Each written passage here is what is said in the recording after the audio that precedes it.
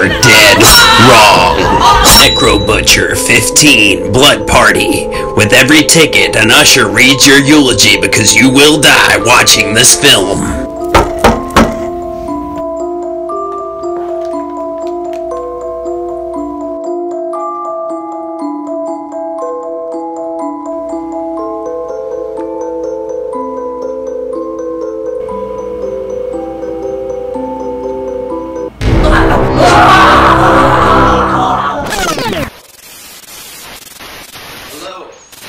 Hello, party people.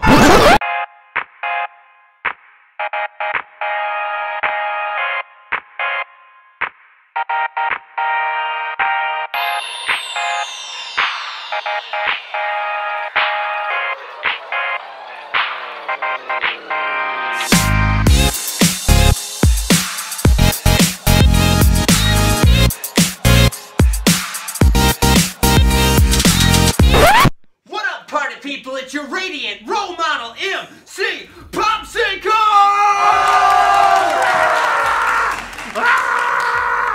And welcome to a brand spanking new episode of Weird Movies Interviews, where we fight for relevance on a daily basis. And today, we're talking about a small independent horror movie from 1980 that took over the world. Today, we are talking about Friday the 13th, and we have with us today the original Jason, the one and only Ari Lehman.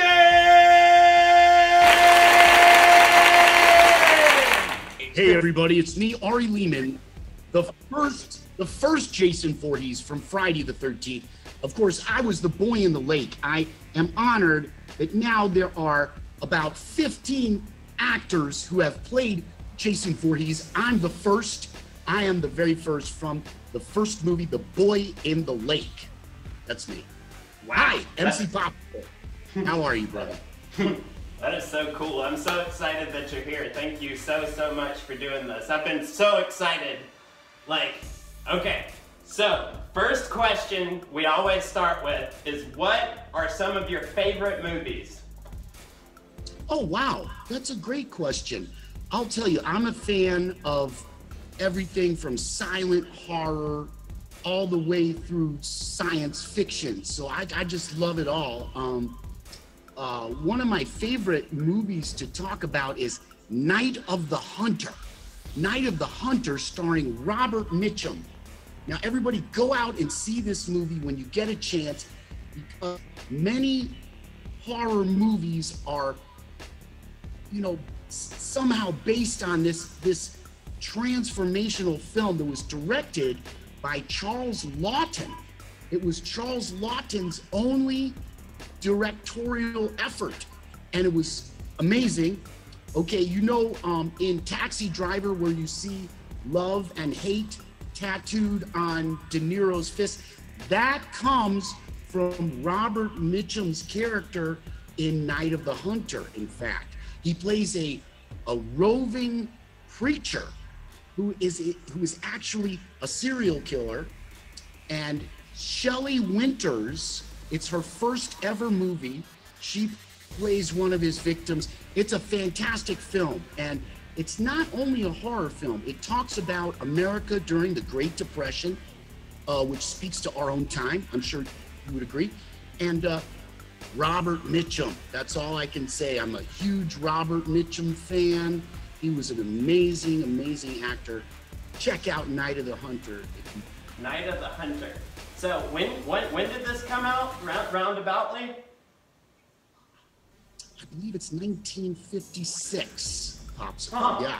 So it's not, that's why I love to bring it up, because it's such a fun film.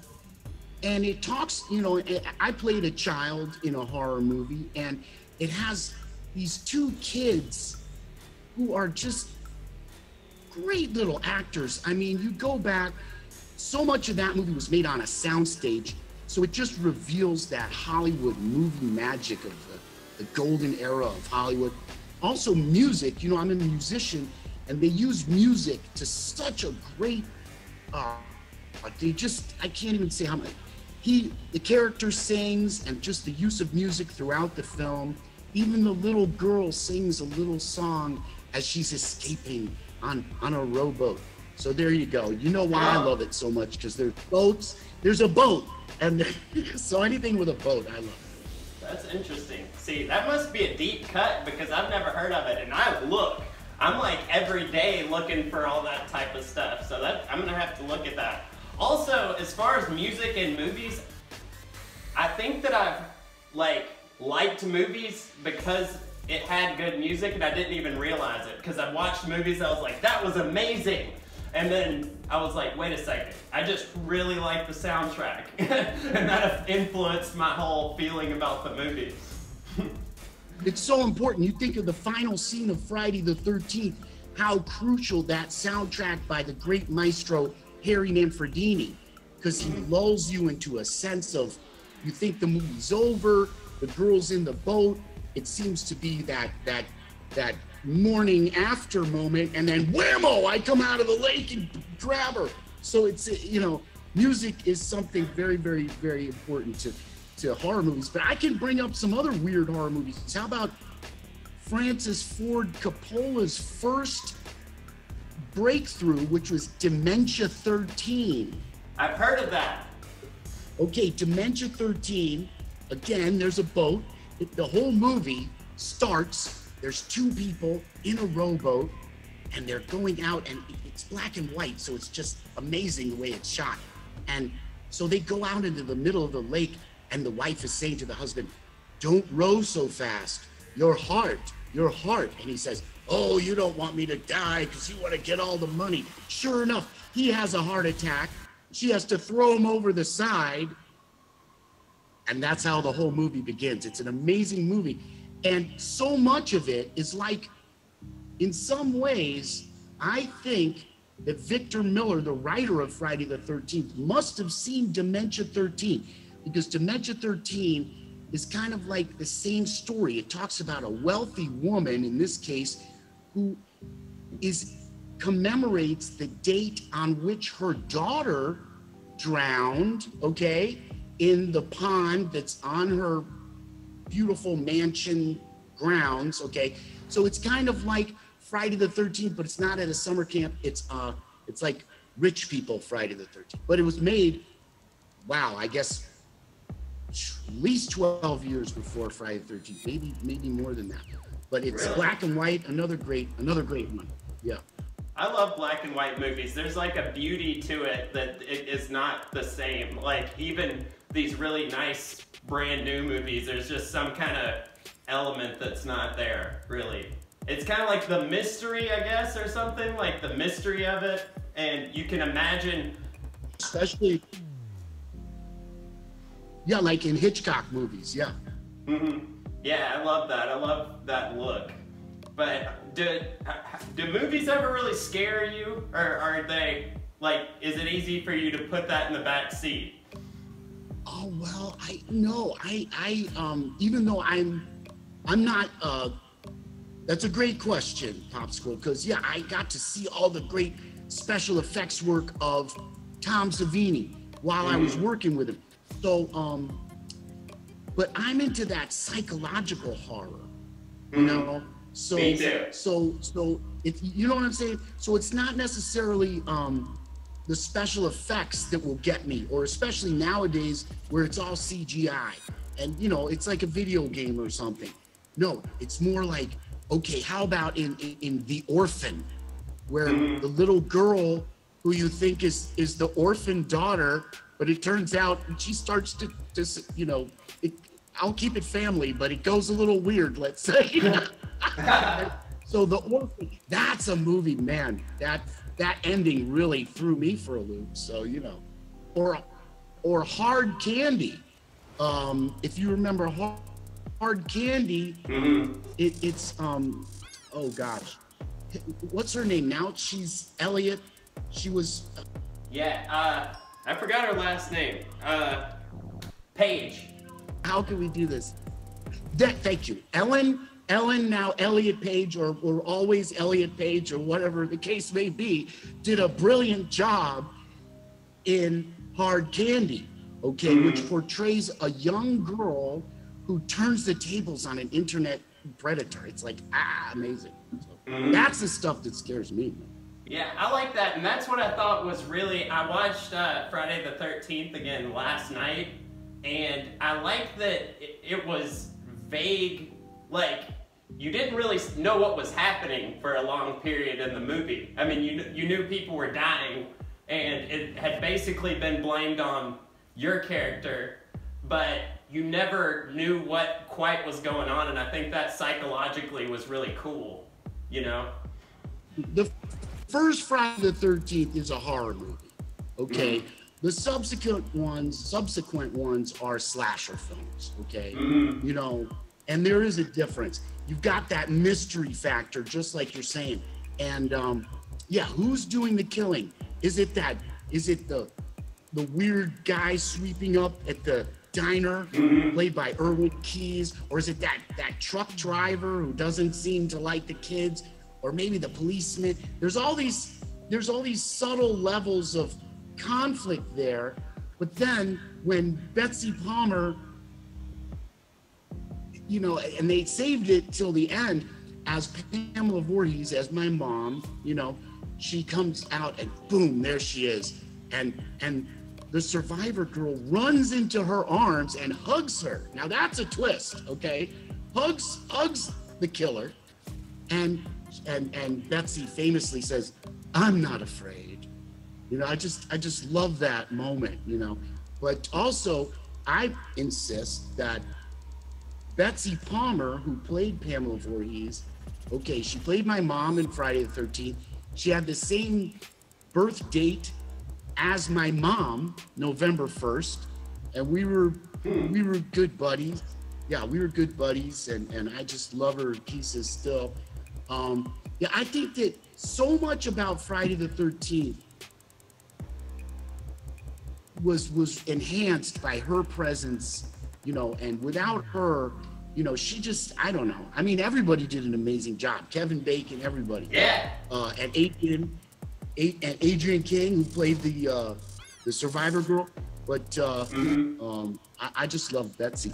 But yeah, Kevin Bacon was very nice to me on the set. He was one of the only actors there who would be, "Hey, Ari, how you doing?" And, you know.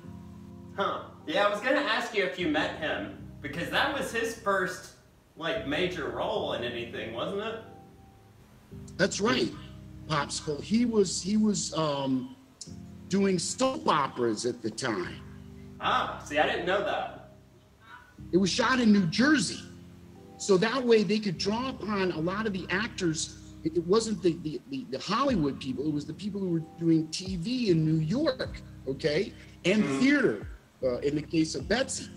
So, and was doing, I don't know, her lives, or I don't know what it was, but I have a good anecdote about Kevin, because, you know, I was kind of a serious little kid, you know, I was pretty intense, so I would go down to the lake and just look into the water to kind of imagine, you know, what it was like to turn into little Jason, you know, and all this dark stuff.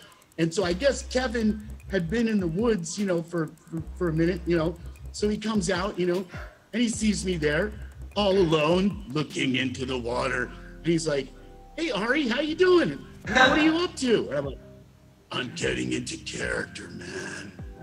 And he just looked at me and he just started laughing, man. He just laughed so hard. He's like, you're 12 years old. And I'm like, "I'm 14. No, I'm 14. Yeah. Yeah, that's it. I was gonna ask you about that. So you were 14 when y'all shot. You were 14. Yes.